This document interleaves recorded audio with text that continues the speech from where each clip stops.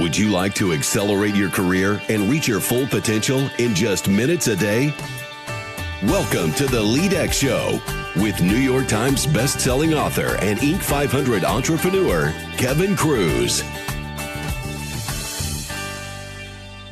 Hey guys, Kevin Kruse here. Welcome to the LEADx Leadership Show, where we help you to stand out and to get ahead at work. Now, as you know, we like to switch things up here, keep it interesting, and to continue that tradition, today on the podcast, instead of me interviewing an expert guest, we're going to have the guest deep dive into their topic.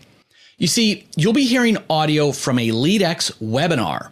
Now, of course, there are dozens of great webinars on leadership, management, communication, productivity, and more, all archived in the LEADx app. Just visit leadx.org for more information about our webinar archive. So, enough on the setup, enough background information. Here is Vanya Mathis to introduce our guest and to hand it over to them. Enjoy. Hi, everyone. Welcome to the webinar today. We have a special guest for you, Dr. Stephen Rogelberg. He is the professor of organizational psychology and management at UNC Charlotte. He's going to teach you today how to be more effective and elicit more innovation out of your team members in meetings. Please welcome Dr. Stephen Rogelberg to discuss his new book, The Surprising Science of Meetings, How to Lead Your Team to Peak Performance. Well, it is terrific to be here. I'm extremely excited to talk to you about my new book, The Surprising Science of Meetings. I'm also so grateful that the Washington Post just named it the #1 leadership book to watch for in 2019. It's amazing that a book about meetings and the science of meetings emerged so high on their list.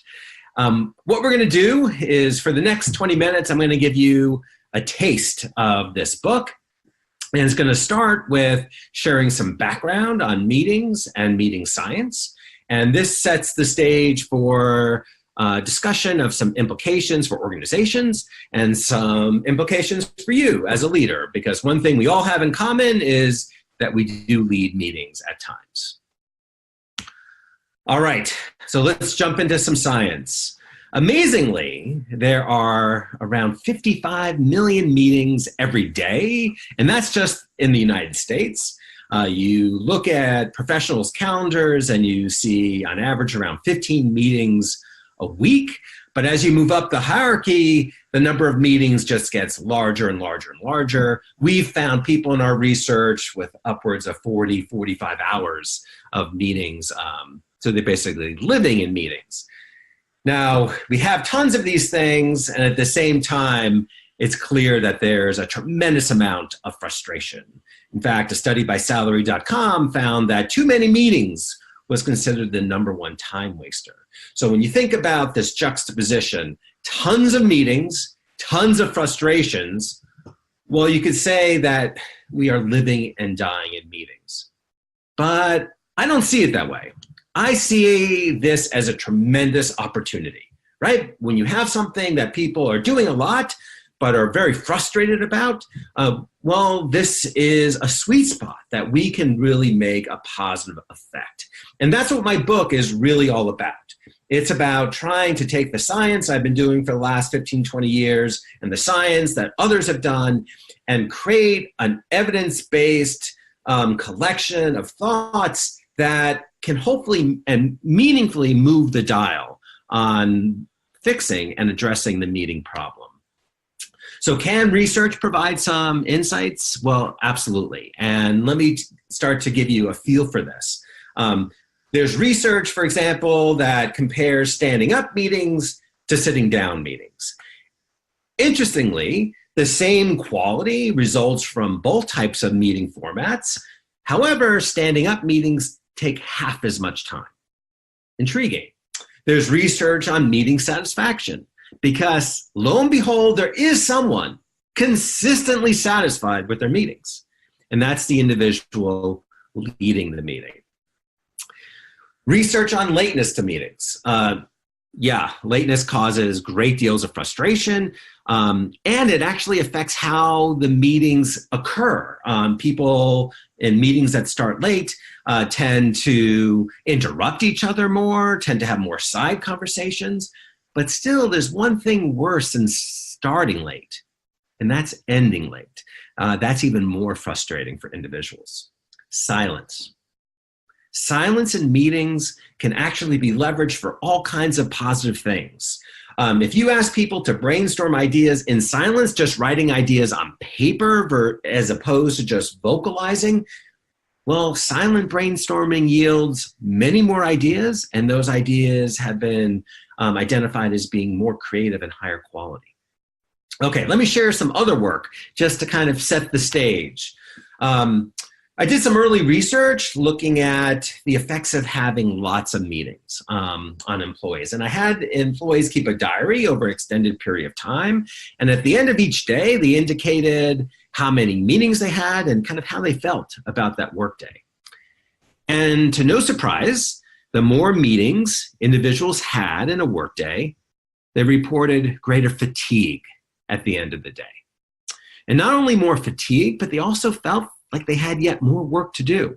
Well, this is kind of interesting, right? You're hoping that meetings are accomplishing work so that they would feel like, okay, I got things done, but we actually don't see that.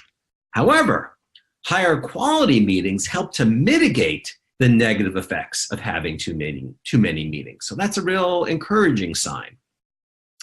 I also did a study examining the relationship between meeting satisfaction and job satisfaction. And this was involving over 1,000 employees across a variety of different industries.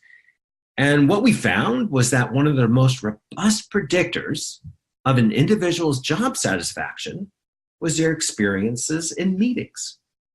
And this was even after statistically controlling for their feelings towards their supervisor, towards their peers. There's just something unique about meetings. So that's very telling. And one final study to help set the stage. In this study, we examined the relationship between leaders' behaviors in meetings and employee engagement. Now, we know employee engagement is critical to organizations, right? And engagement's related to performance, turnover, helping of others, teamwork, all kinds of positive outcomes.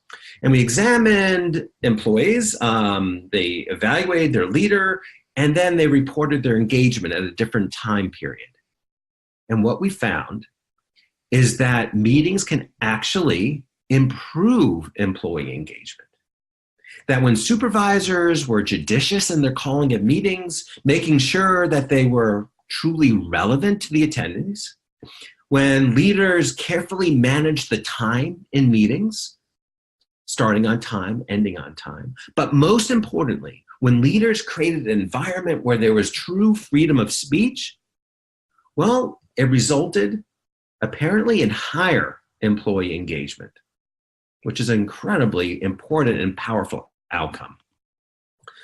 So when you put this all together and you have to come up with 2 words to kind of summarize this set of findings, well, those 2 words are meetings matter.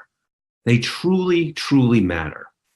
Meetings done wrong have all kinds of negative effects, from wasted money, wasted time, disengagement, and even meeting recovery syndrome, which is when we have a bad meeting, we don't necessarily shed it right away. It sticks on us.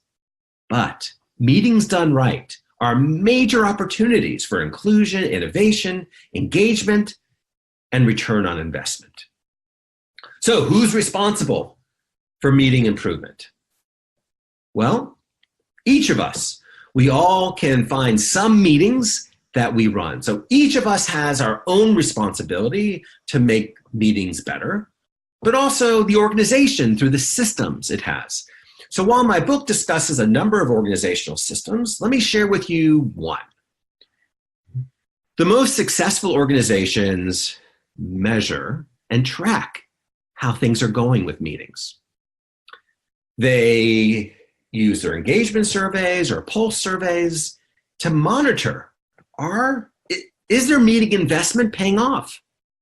And in this slide, for those of you who are watching this, I've included some meeting metrics dashboards that I created for an organization. And you can see you can provide metrics for each department, not only how meetings are going, but what's amazing about meetings is that you can actually cost it. because meetings have real costs when you think about time and the salaries of those various people attending. And these dashboards are even more important given the blind spot we spoke about earlier, where meeting leaders tend to exaggerate their reactions to the meeting experience. But let's be sure that we spend some time talking about what each of us can do to make our meetings better. What I'd like to do is share with you a quick 5. These are 5 strategies that are based in evidence that can have a tremendously positive effect. Most importantly, it starts with the steward mindset. That when a leader truly embraces the idea that they are a steward of others' time, well, they will fundamentally make different decisions throughout the meeting. They will think carefully about the process. They will think carefully about who to invite. They won't just dial it in. So having a steward of others' time mindset is critical to making good choices. More tactically, we know that we want to make meetings as small as reasonable and possible, because as meeting size increases, dysfunction increases with it. In fact, something called social loafing increases as well. And this is the idea that as the size expands, people start to hide in the background and don't bring their full selves forward. So we want to try to keep size down as much as possible so we can consider inviting people for part of the meeting, but not holding them captive for all. So if it's the case that Jane and Sasha and Gordon are only relevant for one piece of it, well, you can use a timed agenda to let them attend for that piece, and then they can excuse themselves and move on to their other activities. We can also consider having core members versus secondary members.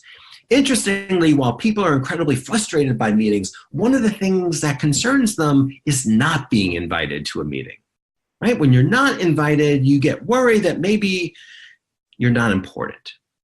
So the task then for a leader is to identify individuals who aren't necessarily necessary for the meeting, but still would like to feel connected to it in some way. Well, if you go to those individuals, explain to them what the meeting is about, and this could be done via email, and you provide them with an opportunity to maybe make some comments about some of the agenda items, and you assure them that you will bring those points up, and then you also agree to share with them the minutes at the end and inform them that they can change their mind at any point and attend future meetings. Well, people are much more willing to opt out. As a result, the meeting could be much leaner, but you're not creating feelings of exclusion. Number 3, go for the shortest time reasonable given the goals. Don't just default to 1 hour, because that's the time, that's a default setting on most PC or Mac-based computers, Outlook, Google Calendar. Remember Parkinson's law. And this is the notion that work expands to whatever time is allotted to it. So if a meeting is scheduled for an hour, lo and behold, it takes an hour. But we don't have to make it an hour. We can make it much shorter. And interestingly, we know from psychological research that humans seem to do very well or perform optimally with some level of pressure, not too much pressure. So once you think through the time needed for the task at hand, consider dialing it back 5 to 10 minutes to kind of create a greater sense of urgency. Number 4, be unconventional at times. Don't just do the same things all the time in the meetings you run. Try dyadic work. Get people in pairs talking about a topic, brainstorming ideas, and then have those pairs come forward. Leverage some of the polling and clicking software that's available now. Where people can vote on various options on a screen, they can brainstorm via their phones, and basically it allows for more anonymous forwarding of ideas and voting on various options to truly know whether you have consensus. Sometimes it's even interesting to assign seats. People tend to sit in the exact same places time in and time out. Well, that affects how conversation flows. So we can move people around. We can even play with one of the greatest predictors of meeting satisfaction, which is food. Occasionally, we can have food at meetings. I don't mean all the time, but occasionally. It's not because people are hungry, but food does communicate that you care and that you want to, and it serves to help create separation from what was being done previously to now being in the meeting, which leads to the final piece of advice. Start a meeting well. Recognize that when you have a meeting, you're basically interrupting someone from their previous task. So as a result, when you take on the role of a host and you welcome people when they arrive and you're positive and you help make introductions to others, really internalizing this role of host and steward, well, it allows the meeting to start in a much more positive way. So that's my quick 5. Now, unfortunately, we have limited time today, and there's so many, I think, interesting and fun topics to talk about, other organizational practices, virtual meetings, new ideas for agendas and how to facilitate and how to close meetings, alternative meeting structures like huddles, multitasking, creativity, evaluation, but we're not going to be able to get into it now. But my website, thesurprisingscience.com, has information about these topics, and my book, which definitely gets into them pretty deeply. So, meetings matter. Making positive changes can have tremendous effects on individuals, on teams, and the organization. And what's so exciting is making meetings even 20% better. Given how many of these meetings you have, well, the incremental gains across time and across people will be tremendous. And while we can't control everyone's meetings, we can control our meetings, and we could be the example and the light for others. I hope you enjoyed this taste of the surprising science. Again, I encourage you to visit my website, thesurprisingscience.com. Again, thesurprisingscience.com. And tremendously grateful that you listened. And also, once again, tremendously grateful for the Washington Post for naming it the #1 leadership book to watch for 2019. I hope you enjoyed it. Reach out any point with any questions that you may have. Thank you. Friends, if you like this episode of the LEADx Leadership Podcast, please take a minute, leave a rating on iTunes or Stitcher. Ratings are invaluable for attracting new listeners. And I like to convert those listeners into leaders because I'm on a mission to spark 100 million leaders in the next 10 years. And if you want to become the boss everyone fights to work for and nobody wants to leave, check out the LEADx platform with Coach Amanda at leadx.org. And if you have 10 or more managers who could use some binge-worthy training, send me an email at info@leadx.org, LEADx.org, and we'll talk about getting you set up with a totally free pilot for those managers. See if they like it. If they don't, that's fine. We go away. Part as friends. But if they love it, you've just found yourself a new resource for them. Remember, leadership is influence. You're always leading. How are you going to lead today?